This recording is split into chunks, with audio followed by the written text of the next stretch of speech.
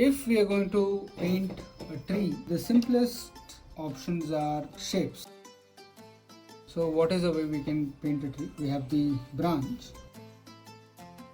and then we have the foliage and then we color. So that becomes a tree, right? Now if I have to add depth to a tree,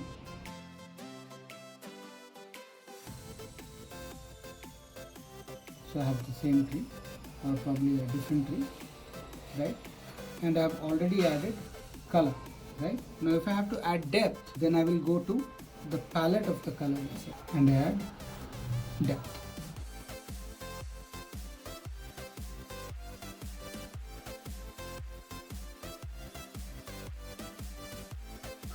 Let us say now I need to add details to the tree.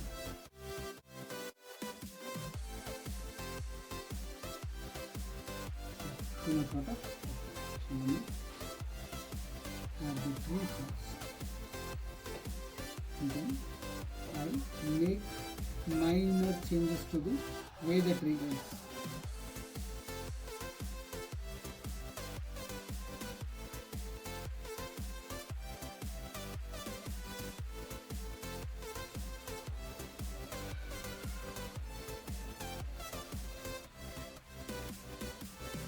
In this case, what is done is basically changing the color palette to show shade and light, right?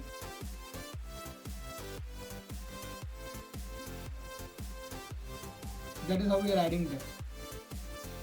Because the dark parts mean that is where light has not reached.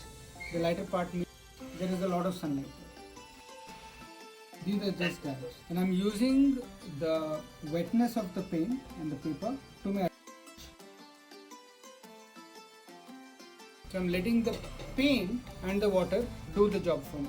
And then out of the blue, I will add an element of color. Now this is all color. The tones are same. I'm going to add a little bit of warmth into the picture.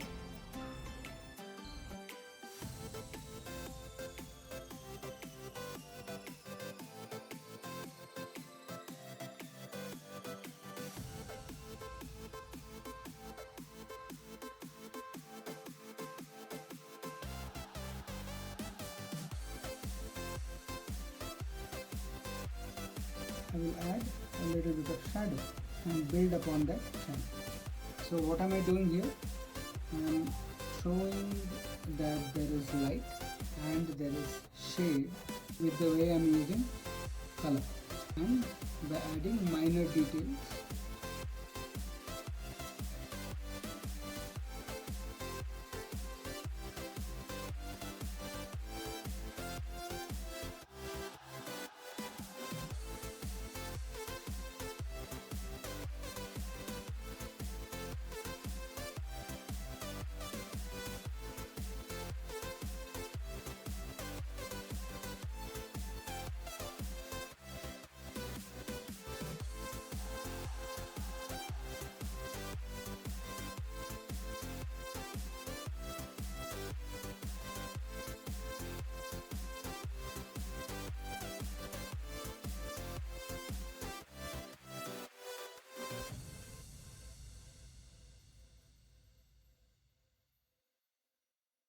The other one that we were practicing so far was, we have 1, 2, let's say 3, and then I'm drawing different probably shapes, right?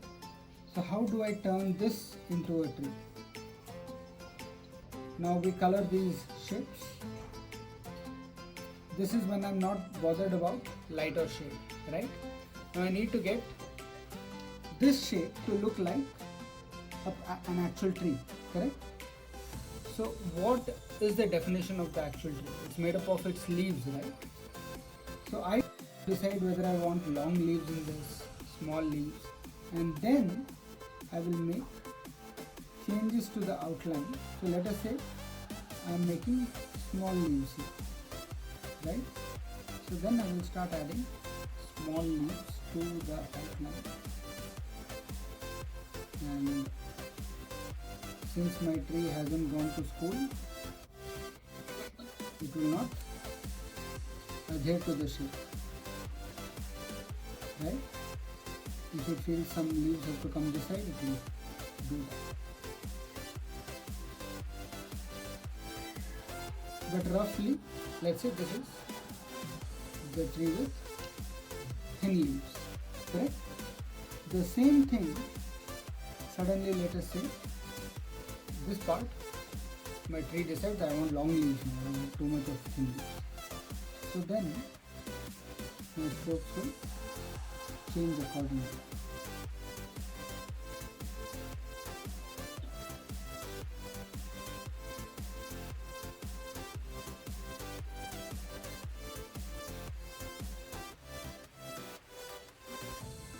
Even the shadows will be long there, and then the shadows will be dots here.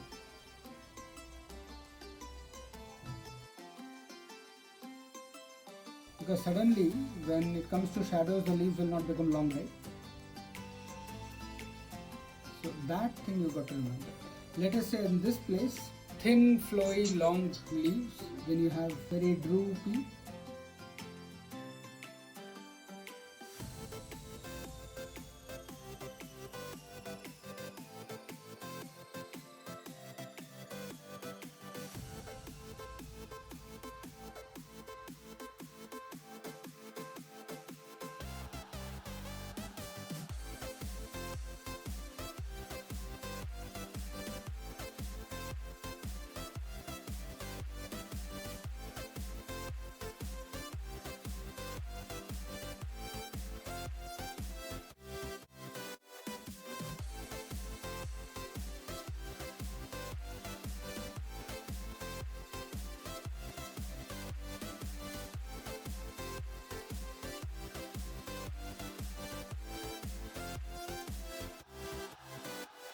When you're painting, right?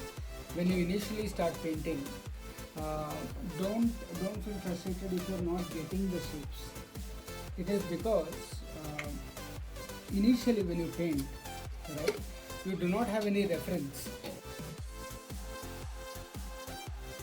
Remember, the second time you try to do this, you already will have this picture as reference.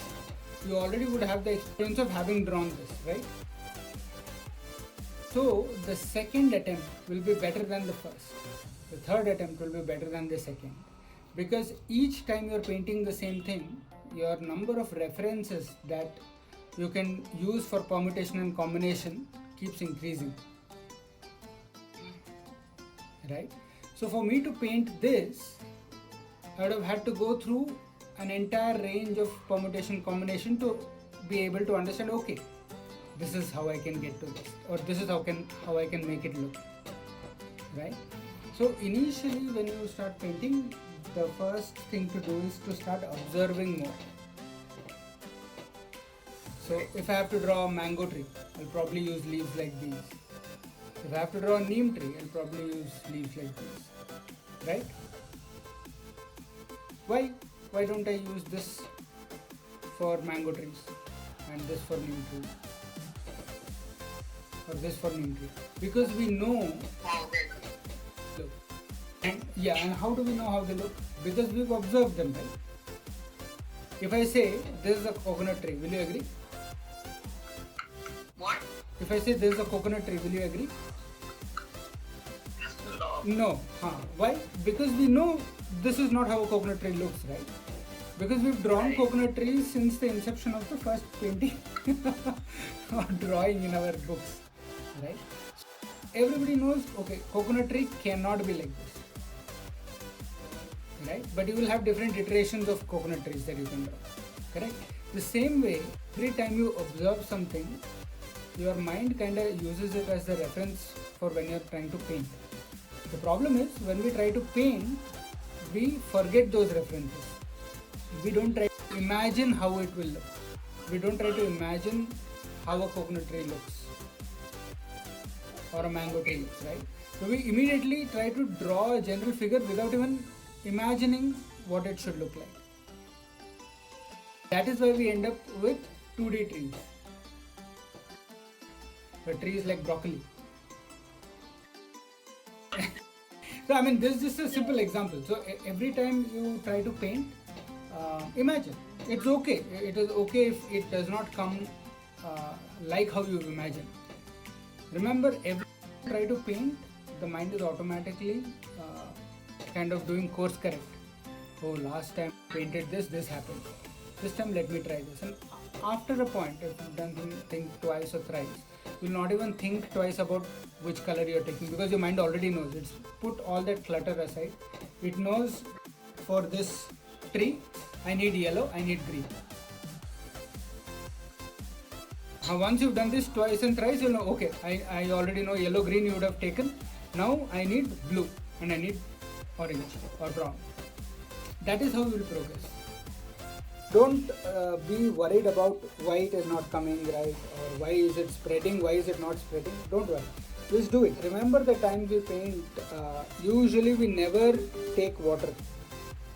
We usually only a minimum amount of water and then use a lot of paint, right? The idea is to try and go past that.